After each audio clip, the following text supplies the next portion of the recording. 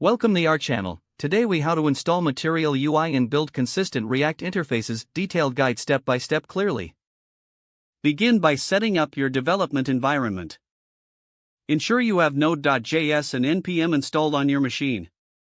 Open your terminal or command prompt. Navigate to your desired project directory. Create a new React application using the following command: npx create react app myapp. Change into the new directory with cd myapp.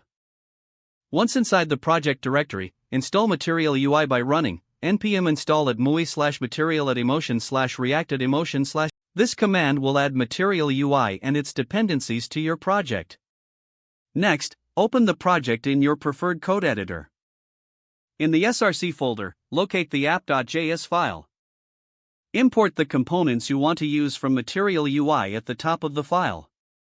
For example, you can import button and typography by adding these lines: import button from @mui/material/button, import typography. Now, let's use these components in your render method.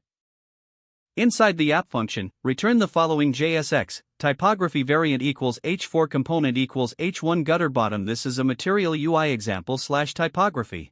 Below that, add a button component, button variant equals contain color equals primary click me/button.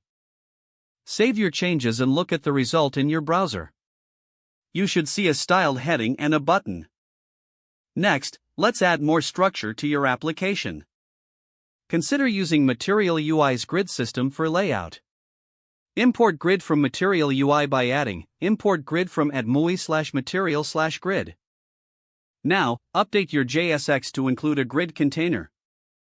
Wrap your existing components with grid container spacing equals 2 and grid item XS equals 12. This helps create a responsive layout. You can also explore using Material UI's theme capabilities. Create a theme by importing create theme from @mui/material/styles. Next, wrap your app component with theme provider theme equals theme.